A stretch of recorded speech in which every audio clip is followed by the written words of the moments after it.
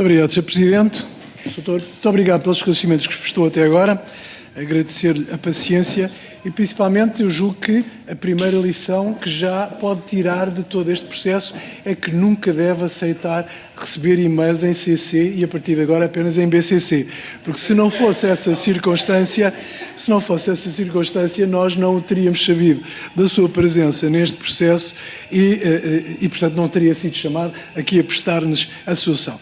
Claro está que quem fala em último lugar vê muitas vezes esgotado um conjunto de perguntas que eu gostava de fazer, mas, e portanto, se me permitir, eu vou tentar inverter um pouco estas circunstâncias, nomeadamente para perceber duas coisas. O seu estado de espírito, no momento em que soube do caso público em termos de comunicação social, portanto em novembro de 2023, quando isto foi tornado público, e seguramente que a partir daí terá acompanhado, mais que não fosse por curiosidade, tudo aquilo que aconteceu, nomeadamente nesta comissão de inquérito e de alguma forma, aquilo que já respondeu, que é como é que se sentiu em relação ao facto de ter sido interveniente, mesmo que da forma como já o referiu aqui, no passado, em outubro de 2019, quando foi instado a primeira vez, de algum modo, a participar aqui. Sr. Deputado, primeiro, muito obrigado pela recomendação. Estamos sempre em tempo de aprender, portanto, vamos aprender também mais essa. De facto, acompanhei, a partir do momento em que se tornou público. Devo dizer, Sr. Deputado, surpreendido, porque realmente não imaginei que o que estava em jogo ali era depois o que veio a ocorrer, mas também não consigo fazer um juízo de valor profundo porque também não tenho todos os elementos, de facto. Mas sim, respondendo à sua pergunta, acompanhei o processo e naturalmente com bastante atenção. Mas o estado de espírito que me perguntou, sim, continua bem. Acompanhou, já nos disse aquilo que aconteceu em outubro de 2019, nomeadamente o primeiro e-mail que recebeu do Dr. Eduardo Minharelli, mas disse-nos aqui hoje que não constava sequer que o primeiro contacto não era apenas e só para a doutora Teresa Moreno, é também para o Dr. José Pedro Vieira. Ora, nunca mais, durante esta inquirição, referenciou o Dr. José Pedro Vieira. Não fez nada, ignorou esse contacto, apenas tentou obter o número de telefone ou contacto e e-mail da doutora Teresa Moreno? Muito obrigado, Sr. Deputado. De facto, verifiquei que o Dr. José Pedro Vieira não era dos Lusíadas e, de facto, o meu único contacto é com o Hospital Lusíadas. Portanto, concentrei-me naquilo que eu poderia, através do meu ex-colega de direção da CCLB, chegar. Portanto, Disse-nos também, já o tinha declarado anteriormente, nomeadamente à SIC, quando foi questionado relativamente a isso, que terá intervido por dever de cidadania. Pode-me definir o que é que considera que eram os seus deveres de cidadania neste caso, porque para isso precisava, de algum modo, também que tivesse tido mais conhecimento do caso no momento em que decide intervir, porque, obviamente, que partir apenas e só de um pedido de obtenção de um e-mail não era um dever de cidadania. Sr. Deputado, o que eu me referia nesse dever de cidadania é quando se trata de saúde, e como mencionei também na minha intervenção, como pai consigo imaginar o sofrimento dessa família.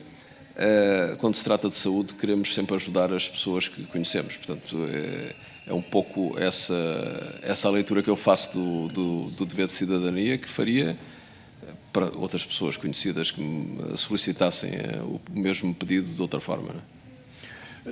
Quando entreveio relativamente a esta tentativa de contacto da doutora Teresa Moreno, não alvitrou nem lhe sugeriu que, em vez de utilizarem um hospital privado, utilizassem um hospital público português?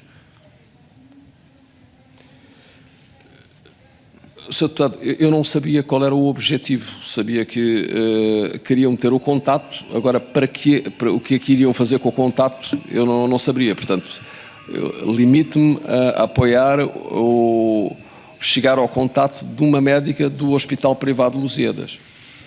Sendo certo que no e-mail de 16 de outubro, a doutora Daniela Martins, quando se dirige para o doutor Vítor Almeida, que o põe no tal CC, inconveniente, lhe expressa qual é que é o objetivo, que é chegar junto do Hospital de Lusíadas para contactar a doutora Teresa Moreno, porque as crianças teriam a doença, a amiotrofia de medula espinal, que apenas e só estaria disponível em Portugal. Portanto, saberia, de facto... O e-mail realmente refere para contactar. Eu continuava com esse objetivo de chegar ao contacto.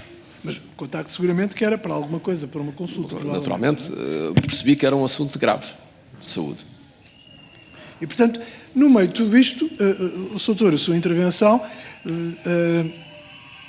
que se limitou a estas circunstâncias que já aqui foi referenciada, motivou seguramente as tais conversas que já teve, quer com o Dr. Vítor, ou com o engenheiro Vítor Almeida, quer com o Dr. Nuno Rebelo de Sousa.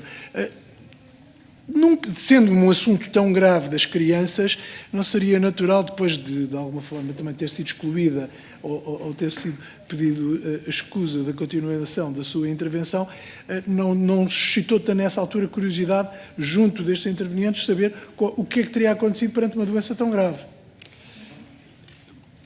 Pois, Sr. Deputado, eu imaginei que as coisas estavam a avançar normalmente. Eu realmente não tive mais nenhum outro contato e, evidentemente, naquela época também estava com muitos afazeres internacionais de trabalho, portanto não estava a acompanhar o dia-a-dia e realmente só vim a saber a partir de novembro de 2023, quando surgiu o caso.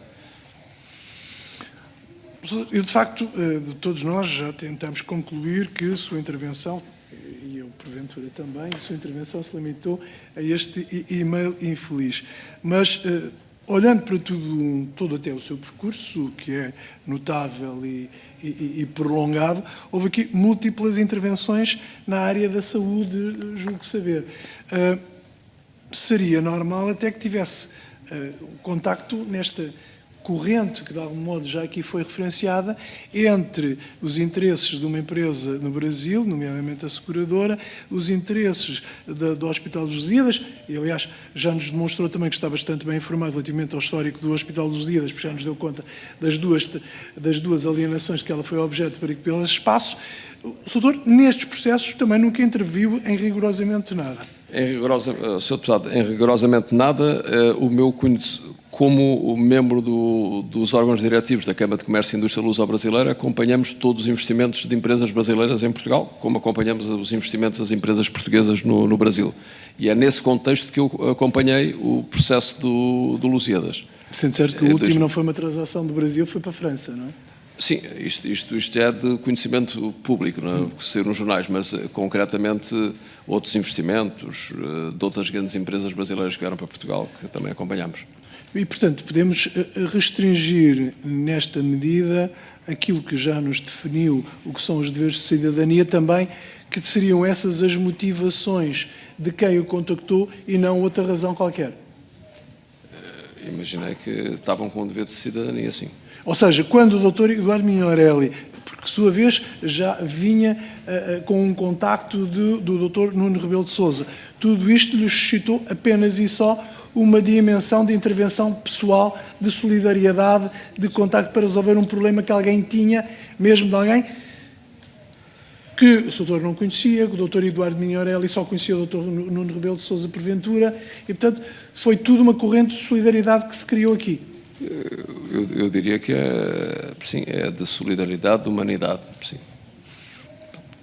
Doutor, eu julgo que no meio de tudo isto e depois de todos os esclarecimentos que me prestou, a única coisa que me resta é agradecer-lhe a sua disponibilidade para ter gastado, para nos ter tentado ajudar também a esclarecer esta matéria. Por isso, muito obrigado. Muito obrigado, Sr. Deputado.